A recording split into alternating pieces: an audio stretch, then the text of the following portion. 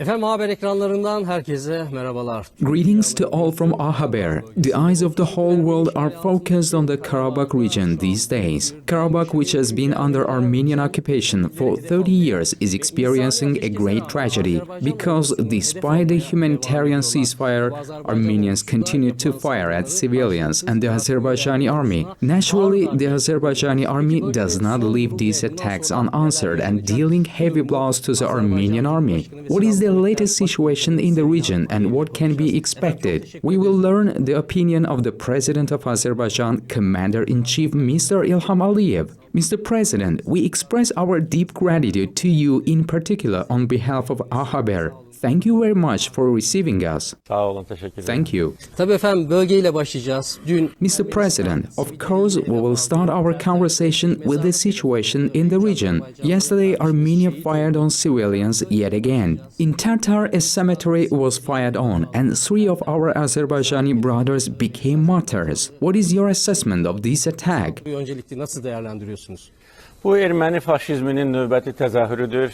This is yet another manifestation of Armenian fascism. Usually, whenever they are defeated on the battlefield, they fire on civilians. We saw this during the First Karabakh War. It was our low-thumb neighbors who committed the Khojaly genocide. This time, seeing their helplessness in front of the Azerbaijani army on the battlefield and their inability to resist us in the occupied lands, they started targeting civilians again. Our citizens died as a result of this dastardly attack both in Ganja and at the cemetery in Tartar yesterday. This is a place where people go for funerals. It's considered sacred to any person, but apparently there is nothing sacred for our low-thumb neighbors. This is a crime against humanity, which once again demonstrates the predatory nature of Armenia. It also shows that such dastardly attacks cannot force us to deviate from our path. They cannot break the will of the Azerbaijani people. We will continue to restore our territorial integrity. Və biz öz toprak bütövlüyümüzü bundan sonra da bərpa etməyə davam edəcəyik. Of course, Azerbaijan acts very carefully and accurately in the issue of civilians. Until today, not a single civilian has been hurt among the Armenians. However, up to now, 46 of our Azerbaijani brothers have become martyrs. Why does the West remain tight-lipped over these massacres? Maalesef siviller arasında can kaybı devam edir, artık 47 oldu.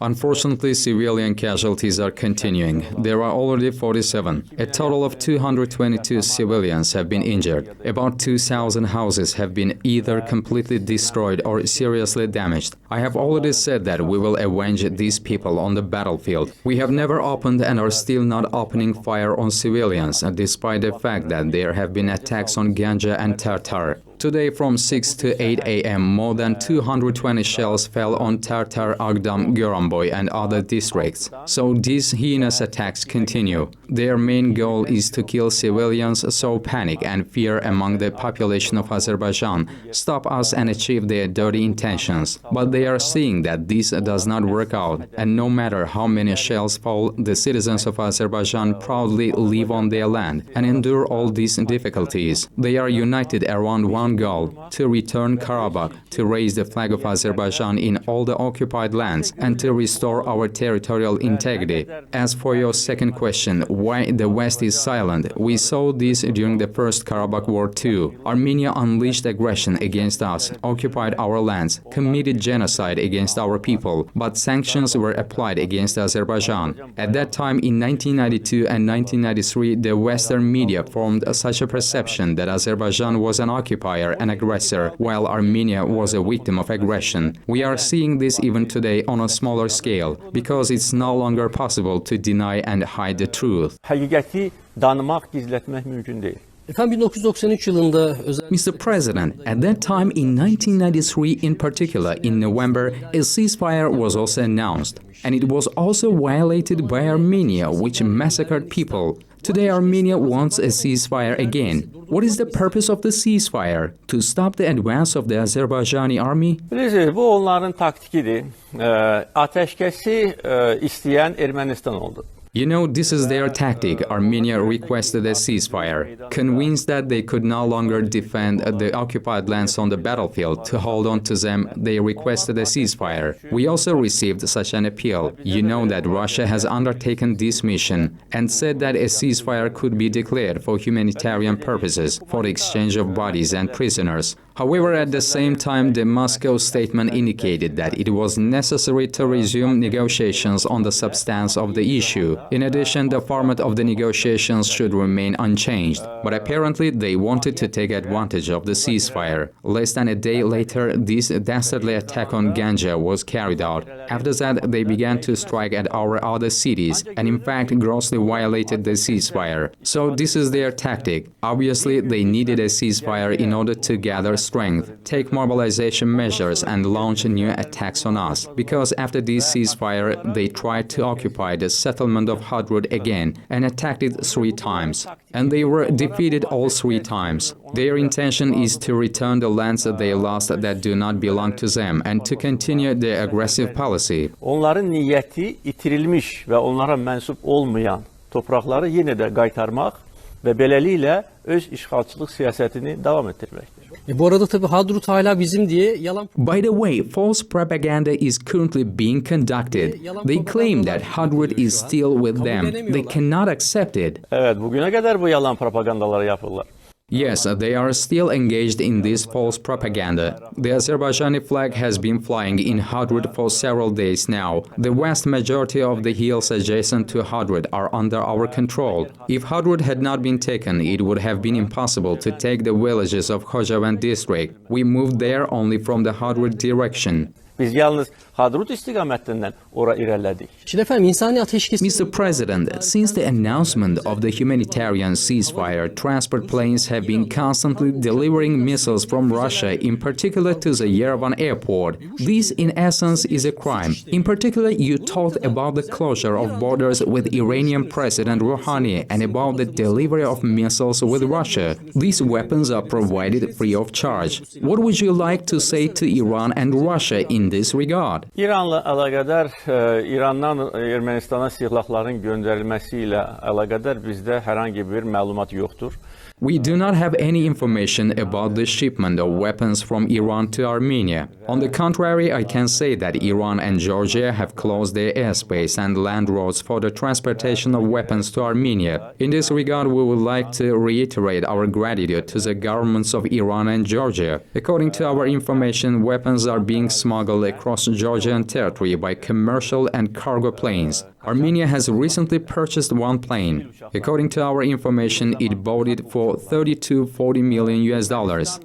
It was purchased by wealthy Armenian businessmen living in Russia, Karapetyan, Abrahamyan, and others. They are sending Armenians living in Russia to fight against us as mercenaries. At the same time, the purchase of these aircraft Il-76 allowed Armenia the opportunity to smuggle weapons into its country. Every time you send military products, you need to declare them. The statements indicate that this is a civilian cargo, but the plane transported anti-tank weapons, Kornet and Concourse, air defense systems, Igla. At the same time, according to the information we have, they are smuggling the missiles purchased in Russia. Therefore, we address the International Civil Aviation Organization and asked it to investigate this issue and stop it. This is considered an international crime. Smuggling weapons to Armenia is unacceptable. Russian authorities have also told us that Russia does not send weapons to Armenia. Therefore, we think that Armenian businessmen living in Russia, wealthy people, illegally acquire these weapons at some military factories and send them to Armenia. The investigation in this direction is ongoing. Bəzi hərbi fabrikalarda alıb Ermənistana göndərirlər və bu istiqamətdə araşdırmalar davam etdirilir. Şimdi efendim tabii cepheye gideceğiz. Cepheden... And now, Mr. President, let's go to the front line. Of course, the peoples of Azerbaijan and Turkey look forward to good news from the front line. I want to show this on the map. Here we are talking about an area of 18,000 square kilometers. This territory has been under occupation for 30 years. How many thousand square kilometers of this territory have been liberated so far? At present, the Azerbaijani army is advancing and delivering crushing blows. We are saying that the Armenian army has lost half of its strength to date. How much in terms of figures did the Armenian army lose? Can you provide any figures in this connection, Mr. President? Azad edilmiş toprakları hesablamaq o qədər də zor məsələ deyil. Halbuki hər gün bu dəyişir. It's not so difficult to calculate the area of the liberated lands, even though the figure changes every day. I informed the Azerbaijani people about the liberation of 6 new villages yesterday. More villages were freed on the previous day. This process continues. We can say that we liberate new territories and new strategic heights every day. Therefore, these numbers are changing. But the information provided to date gives grounds to say which districts have been liberated. This map, for example, doesn't specify Hadrut. Hadrut is already with us. The vast majority of villages around Fizuli are with us. Now we see Fizuli in front of us. In addition, we have moved forward in the southern direction. In the north, we also have positions on Murovdag. We have Sugovushan. So we have made great strides in all areas. And this process continues. I believe and I'm sure that the Azerbaijani people are closely following this, especially the residents of the villages we are liberating from occupation. For them, these are historic days, of course. Xüsusilə o köylərin sakinləri ki, o köylər işğaldan azad edilir. Onlar üçün əlbəttə ki, bu tarixi günlər. So how much in square kilometers on average? Bunu demək istəməzdim, çünki bu hər gün dəyişər. I would not want to say that because this is a figure that changes daily. Our goal is to fully restore our territorial integrity and hoist the Azerbaijani flag in all occupied lands. Can you name the losses of the Armenian side in figures? Bu da hər gün dəyişən bir statistikdir. These numbers are also changing on a daily basis. More than 200 tanks have been destroyed and 33 tanks have been taken as booty. They are in good condition and they are with us. 35 units of OSA air defense systems have been destroyed. In addition, 2 very modern S-300 systems have been destroyed. Hücumuna qarşı çox bilirsiniz, müasir bir. They are very expensive. Dəyərli, evet. Ondan sonra Tor, o da çox bahalı, o da hava hücumuna qarşı. Yes, they are very expensive. Another very expensive air defense system, Tor, has also been destroyed. Approximately 170 trucks have been disabled or are in our possession. Also, 16 command centers have been destroyed. According to our calculations, during these days, the Armenian army suffered damage worth almost $2 billion, and it keeps on growing. I appeal to the leadership of Armenia, observe the ceasefire, provide us with a timetable, and leave our territories so that this war stops and you can keep the remaining weapons. Otherwise, if it goes on like this, we will destroy all their weapons. Buradan çıxın, bu müharibə dayansın, siz də qalan indi silahlarınızı savunun. Yoxsa belə gedərsə onların bütün silahlarını biz imha edəcəyik. How many human losses does Armenia have, Mr. President? İnsani kaybı onların verdiği rəqəm Their human losses, I mean the data published in the press, are over 600 people. But according to our data, their losses are several times greater.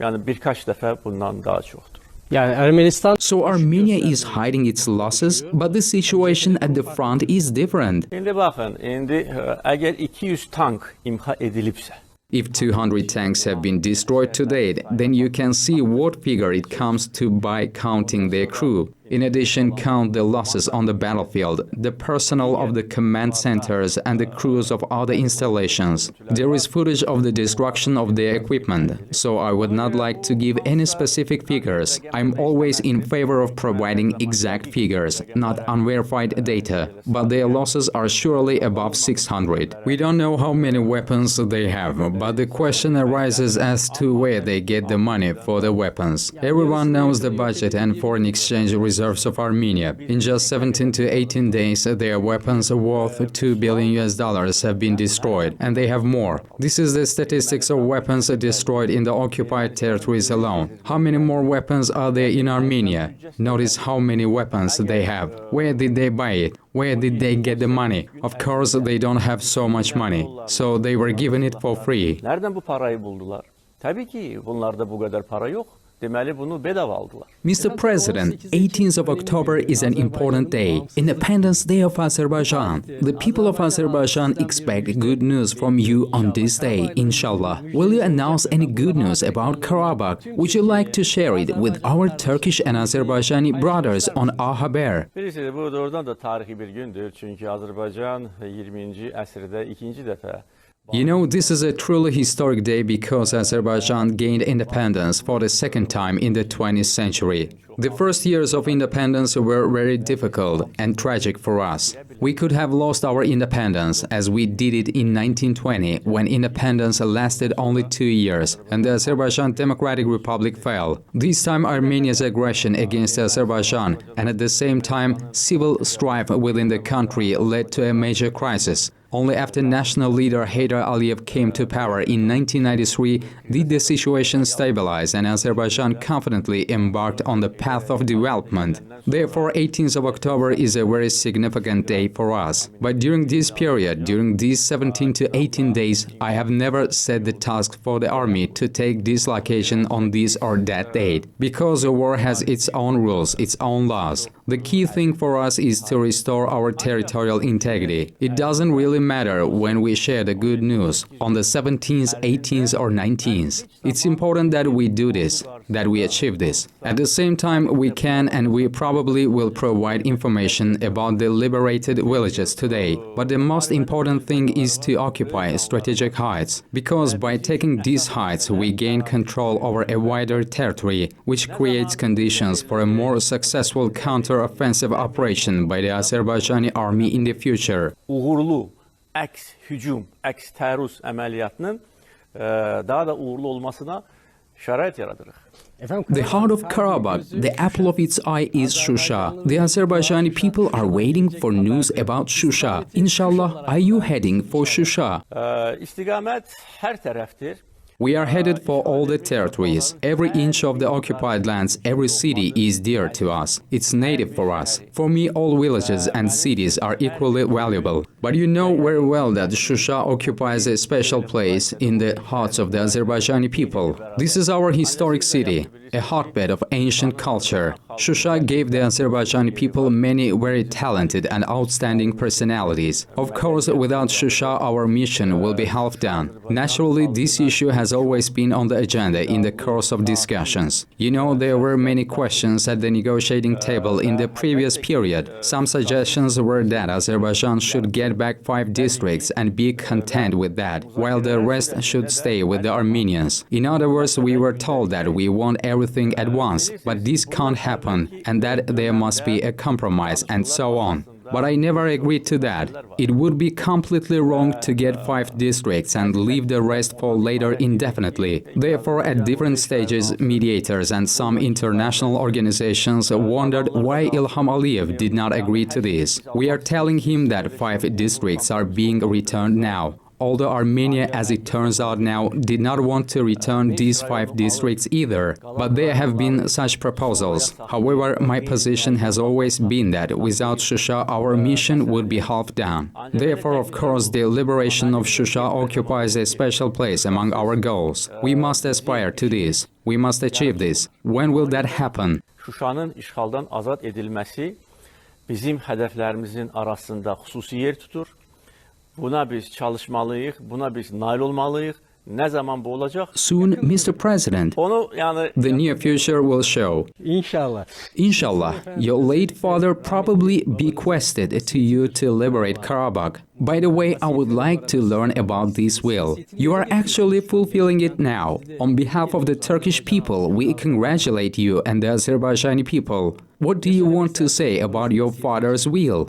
Bilirsiniz, mən hər zaman çalışmışam ki, babamın yoluna sadiq olum. You know, I have always tried to be true to my father's path. In 2003, when the Azerbaijani people trusted me for the first time, I said before the election that if you trusted me, I would remain committed to the political course of İlham Aliyev and would follow his path in all spheres. I'm glad to have kept my word.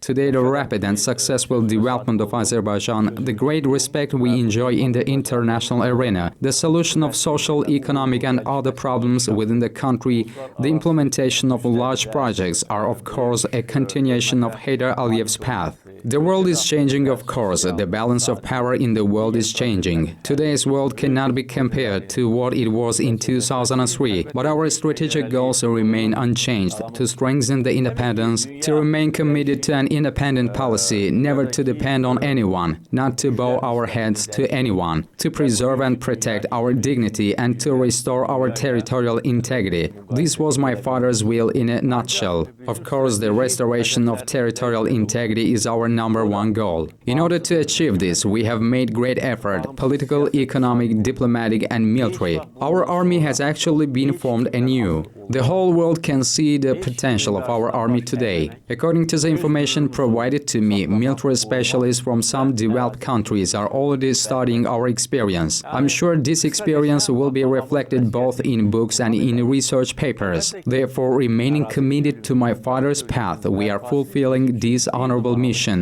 Inshallah, we will complete it to the end. Ona göre babamın yoluna sadık kalarak bu şerefli misyonu da icra edirik. İnşallah sona kadar başa çatıracak. Azerbaijan has created a very strong army. There was not even an air force in the First Karabakh War, but now there is a powerful air force, a strong army. Of course, TB2 strike drones have become a major force in the region. You purchased them from Turkey and are currently using them. How did the attack drones change the course of the war? Çok değiştirdi. Çünkü bilirsiniz Ermenistan They changed it a lot. You know, in 30 years, Armenia built very powerful engineering fortifications along the entire contact line in the occupied territories, carried out major engineering and strengthening work. In some places, they have 4 lines of defense. Large trenches were dug and other engineering work was carried out. There are large concrete slabs, shelters and bunkers there. The terrain of the region is such that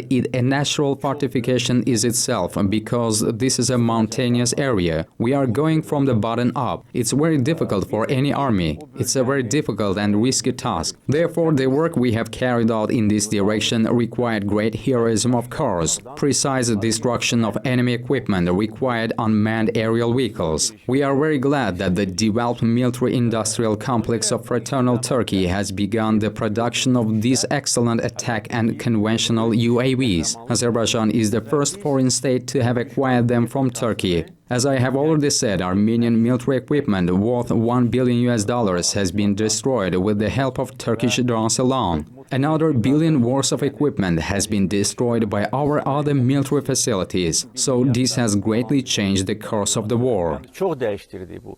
Muharibenin gidişatını çok değiştirdi. You have also talked about tunnels in the region, about echelon defense. In fact, we saw this during the operations in Syria. These are the methods used by PKK and PYD. The same methods have been used in this region for 30 years. From this point of view, does the opposing side receive any support from PKK and PYD? Olabilir. Bizde malumat var idi bundan evvel, bu çatışmadan evvel ve elbette. Maybe. Even before these clashes, we had information that PKK had set up a camp here because, as you know, Nagorno-Karabakh was an uncontrolled territory. There was no international control mechanism there. Both Armenia and Azerbaijan are members of many international organizations. There is a control mechanism and monitoring, but this is a gray area, inter alia and uncontrolled territory. Therefore, smuggling and drug trafficking thrived there. Exercises of illegal armed groups were held, and there were PKK camps. It's not ruled out that they have also played a role in the construction of these fortifications.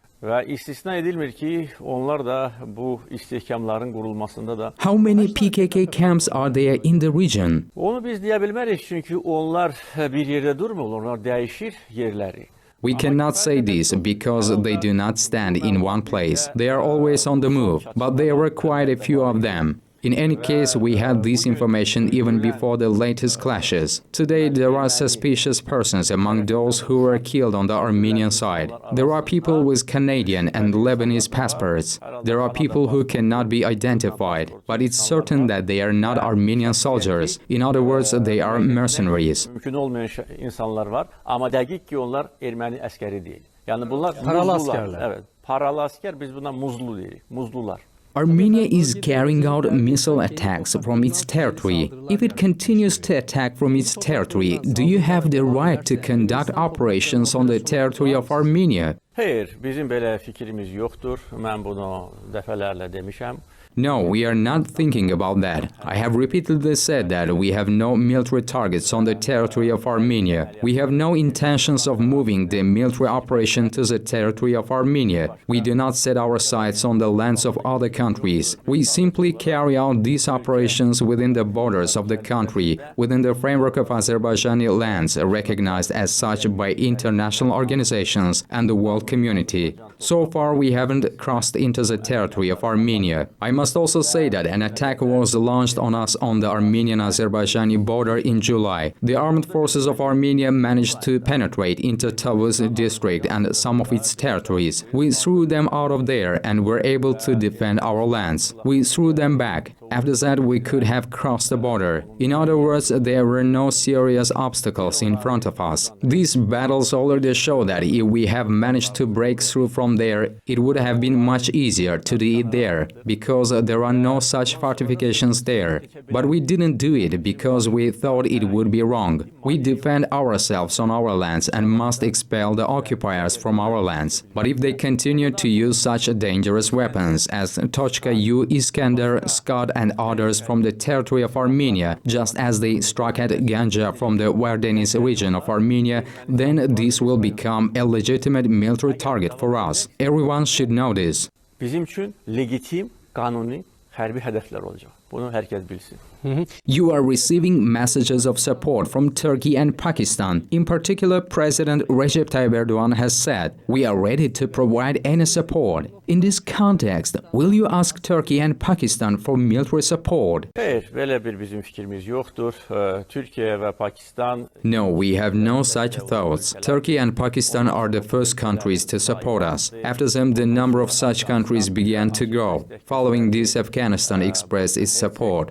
Support was also voiced by Bosnia and Herzegovina and other countries. Fraternal Turkey provided the biggest support. From the very first hours, my brother, dear President Recep Tayyip Erdogan, stated very clearly and decisively that Azerbaijan is not alone and Turkey is next to us. This encouraged us even more. But there can be no question of military support. It is not necessary. The false information invented by the Prime Minister of Armenia is intended to mislead the international community, of course. For example, he said in an interview with Russian television yesterday that Turkey, Pakistan, soldiers from Syria and Lebanon were fighting on the side of Azerbaijan. All this is a lie. It's not too difficult to expose it. On the first day of the clashes, they claimed that a Turkish F-16 plane had shot down an Armenian Su-25. We said, provide evidence. They could not.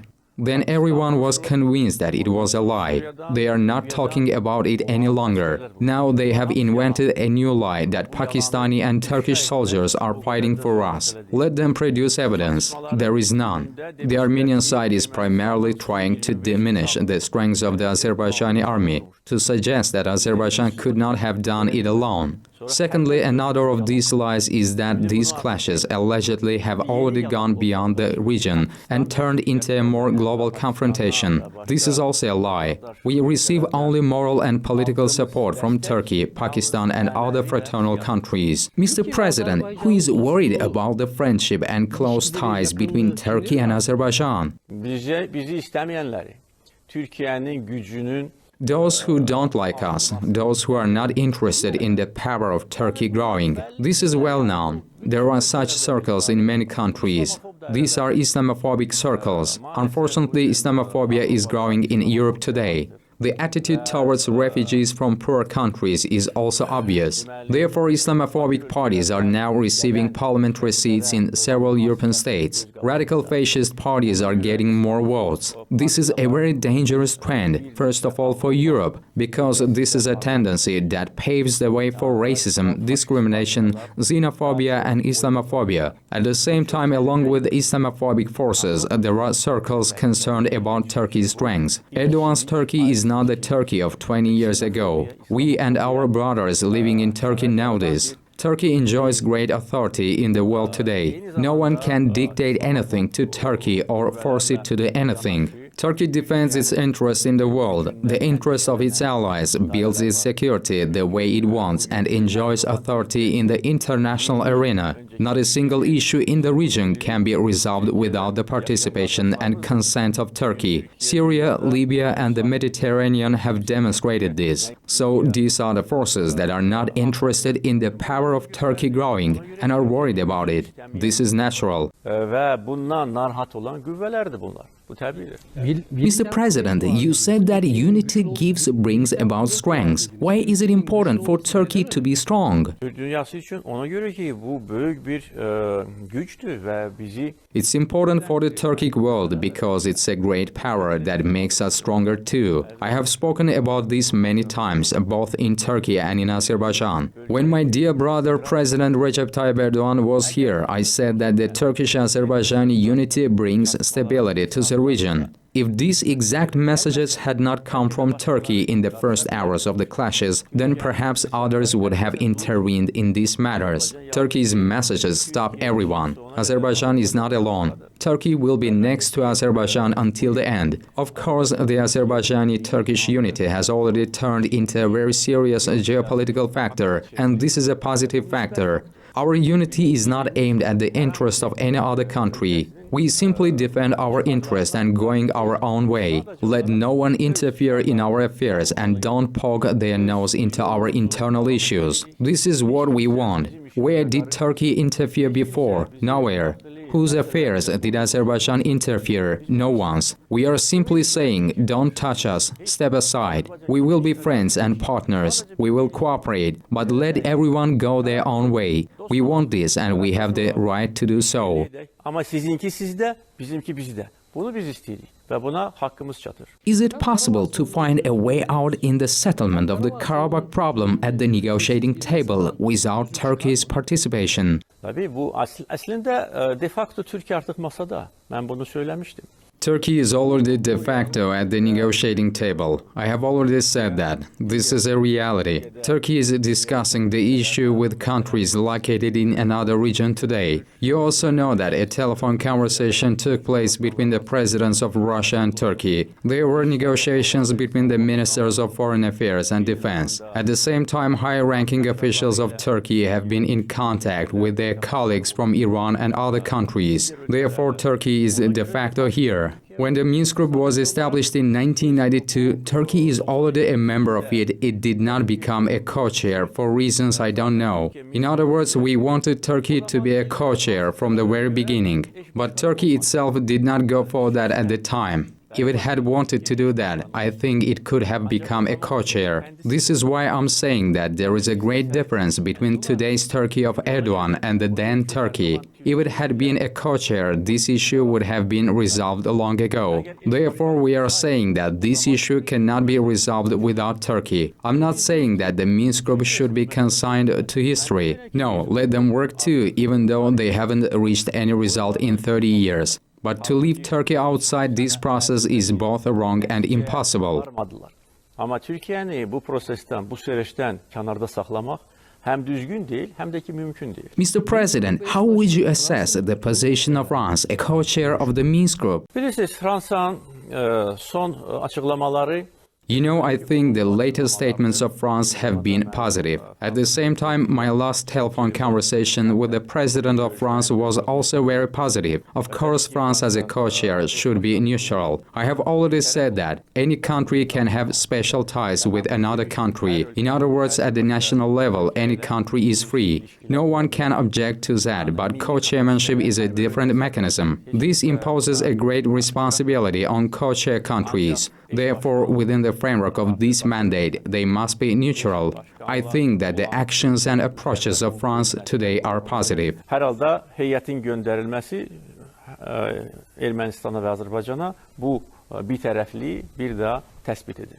Russian Foreign Minister Lavrov made a statement saying that they could send military observers to the Karabakh region. Would you agree to this? Bilirsiniz, eyni zamanda Rusiyanın Cumhurbaşkanlığı You know, at the same time, the office of the President of Russia stated that this was possible with the consent of both sides, Azerbaijan and Armenia. In other words, this is something that speaks for itself. First, both parties must agree to this. Secondly, the fundamental principles, and I have already expressed my position on this matter, do provide for the dispatch of peacekeeping forces to the region, but only at the last stage. The lands must be freed from occupation. 5 districts must be returned to us, then 2 more, and then the Azerbaijani population must return to Nagorno-Karabakh and Shusha. After all, these peacekeeping forces may come. Therefore, it's too early to talk about it today.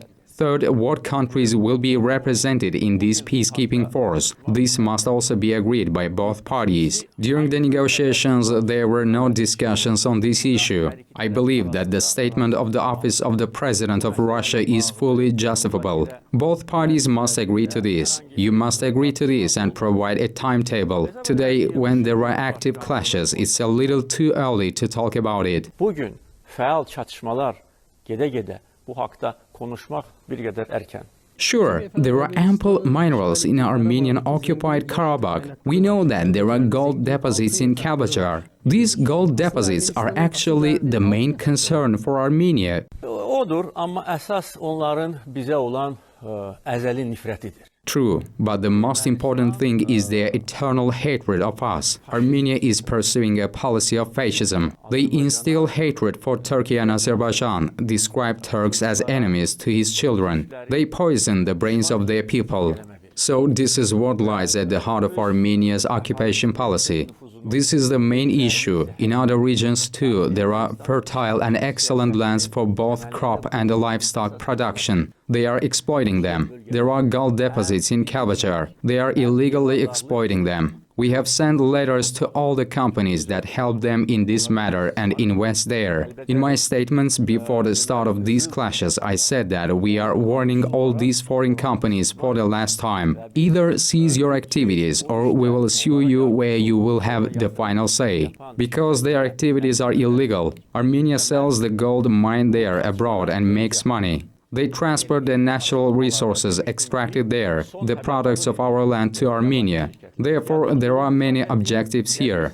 The main thing is to preserve these lands forever under the yoke of Armenia, but they could not achieve this either. Ermənistanın tapdağı altında saxlamaqdır və buna da onlar nail ola bilmədilər. Efendim Paşinyan'ın babası Soros. Mr. President, you said that Soros is Pashinyan's father. O cümlədən. Yes, this is true.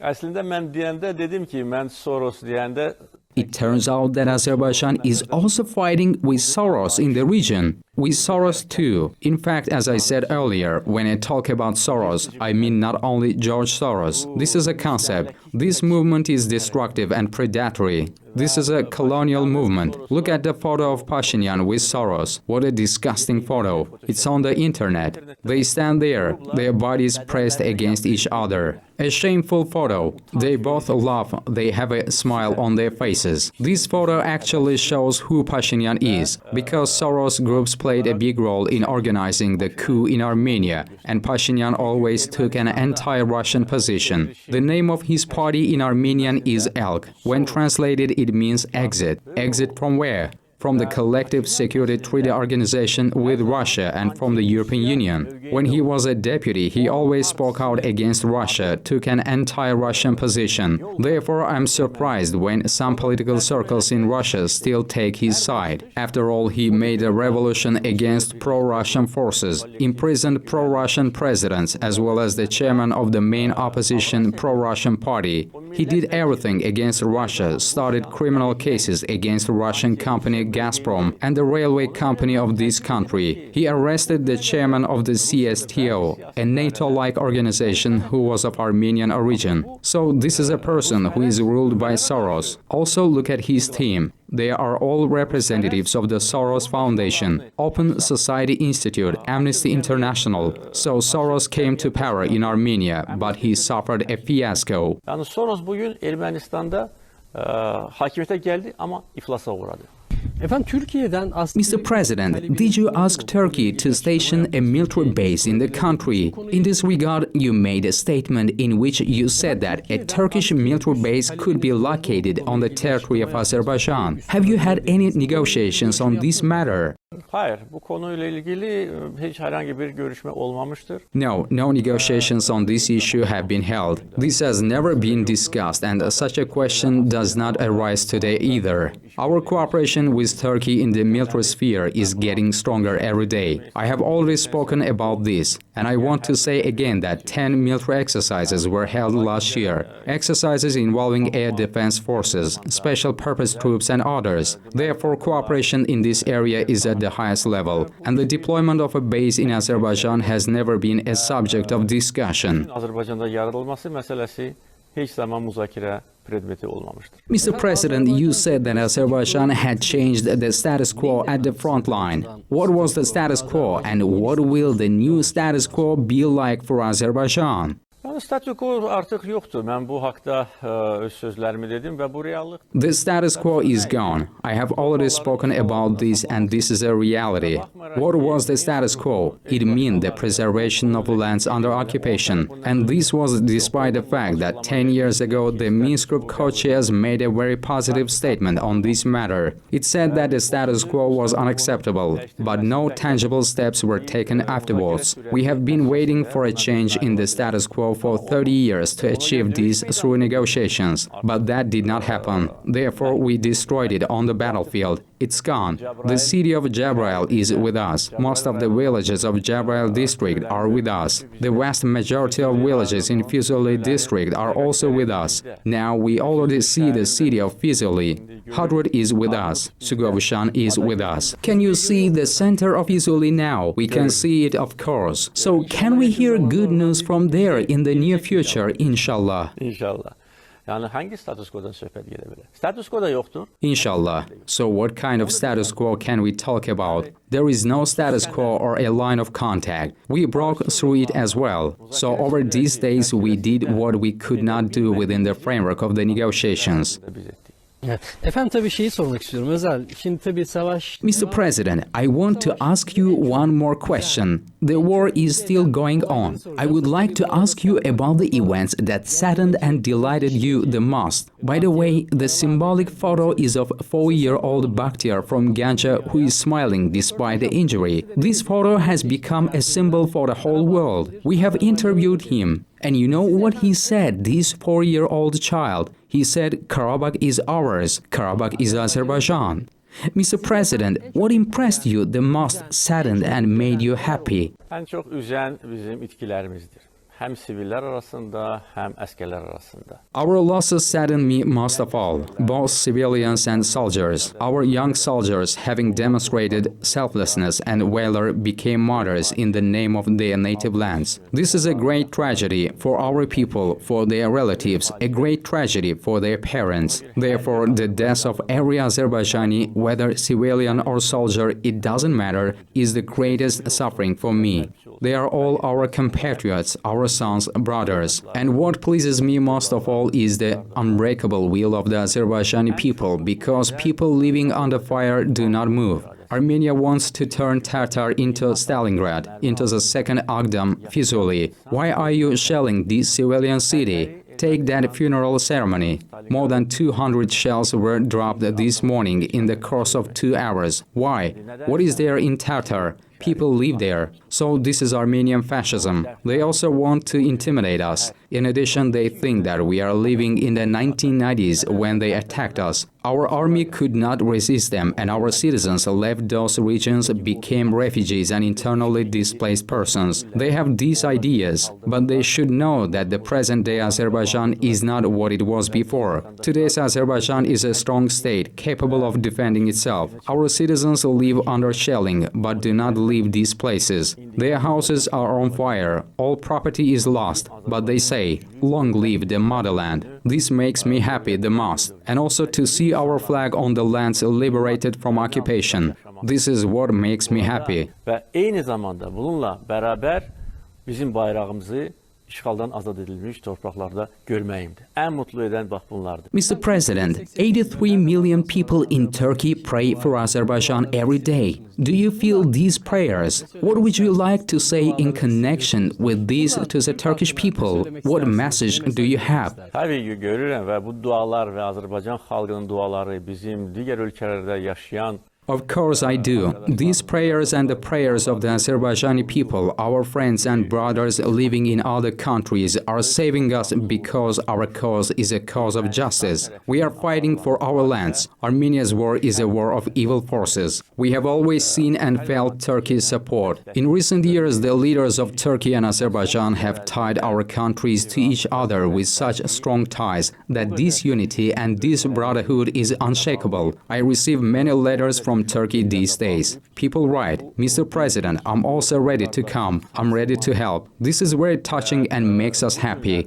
Our unity manifests itself once again during this difficult time. Therefore, I express my deep gratitude to all our Turkish brothers. We feel and see their support. It gives us additional strength and reinforces our determination. My dear brother, dear President Recep Tayyip Erdogan said, Azerbaijan is not alone. Turkey is next to Azerbaijan. This in fact is the most beautiful expression, the best saying that reflects our unity. Və bu əslində bizim birliyimizi təsvir edən ən gözəl ifadədir, ən gözəl kəlamdır. Mr. President, in conclusion, I would like to ask how would you describe Recep Tayyip Erdogan?